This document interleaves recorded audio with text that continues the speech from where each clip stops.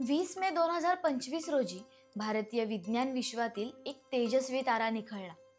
खगोलशास्त्रज्ञ, विज्ञान लेखक, शिक्षक आणि विज्ञान प्रसारक डॉक्टर जयंत विष्णू नारळीकर यांनी अखेरचा श्वास घेतला. त्यांच्या निधनाने भारताने केवळ एक वैज्ञानिक नव्हे तर विज्ञान प्रेम जागवणारा एक ध्यासवेडा मार्गदर्शक गमावला आहे. त्यांचे जीवन हे विज्ञानाच्या सेवेसाठी समर्पित होते. त्यांच्या विचारसरणीत एक प्रगल्भ वैज्ञानिक दृष्टिकोन आणि भारतीय परंपरेचा समतोल होता. 19 जुलै 1938 रोजी कोल्हापूरमध्ये जन्मलेले जयंत नारळीकर यांचे घर म्हणजे विद्वत्तेचे माहेरघर होते. त्यांना बालपणापासूनच गणित आणि विज्ञानाची ओढ निर्माण झाली.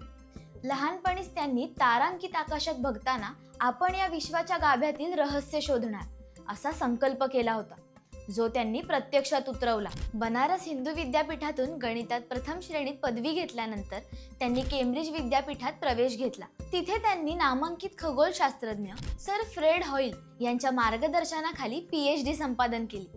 त्यांनी एकत्रितपणे कन्फॉर्मल ग्रॅव्हिटी थिअरी विकसित केली, ज्याला हॉईल नारळीकर सिद्धांत असेही म्हणतात.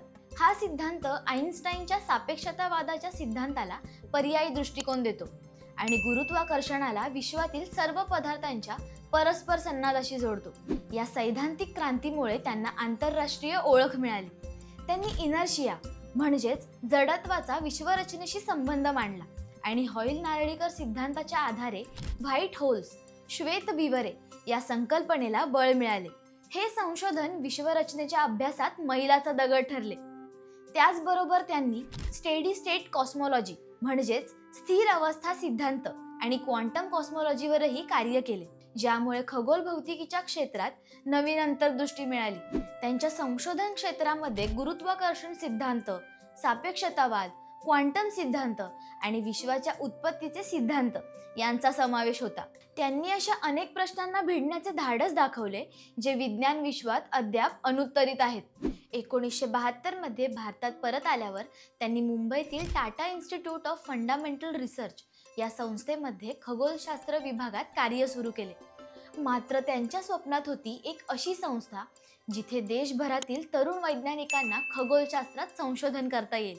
हे स्वप्न त्यांनी 1988 मध्ये पुण्यामधील आयुका म्हणजेच inter university centre for astronomy and astrophysics या संस्थेच्या स्थापनेतून साकारले. ही संस्था आज भारतातील सर्वोत्तम खगोलशास्त्र संशोधन संस्था म्हणून ओळखली जाते. डॉक्टर जयंत नारळीकर हे विज्ञानाच्या भाषेत माणुसकीच्या भावना गुंफणारे लेखक होते. त्यांनी इंग्रजी, मराठी आणि हिंदीमध्ये विज्ञान कथा, कादंबऱ्या, लघुकथा आणि बालवाङ्मय लिहिले. आकाशाशी जडले नाते, विश्वाची रचना, विज्ञानाची गरुड झेप आणि नभात हसरे तारे या पुस्तकांमधून त्यांनी खगोलशास्त्र सोप्या भाषेत मांडले. इंग्रजीत the structure of the universe आणि the lighter side of gravity यांनी आंतरराष्ट्रीय ख्याती मिळवली. यक्षांची देणगी, प्रेषित आणि वामन परत न आला यासारख्या विज्ञान कथांनी मराठी साहित्यात नवीन प्रवाह निर्माण केला. त्यांचे साहित्य अकादमीचा पुरस्कार मिळालेले आत्मचरित्र, 4 नगरातले माझे विश्व अशी प्रचंड ग्रंथसंपदा त्यांच्या वैज्ञानिक आणि वैयक्तिक अनुभवांचा दस्तऐवज आहे. त्यांच्या पुस्तकांनी हजारो वाचकांना विज्ञानप्रेमी बनवले. त्यांच्या लेखन शैलीची खासियत म्हणजे ते गुंतागुंतीचे वैज्ञानिक सिद्धांतही अगदी सोप्या कथाकथन शैलीत मांडत. त्यामुळे अगदी सामान्य माणसालाही विज्ञान आपलेसे वाटले.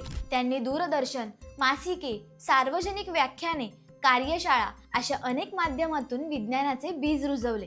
त्यांच्या अपार योगदानाबद्दल त्यांना अनेक राष्ट्रीय आणि आंतरराष्ट्रीय पुरस्कारांनी सन्मानित करण्यात आले.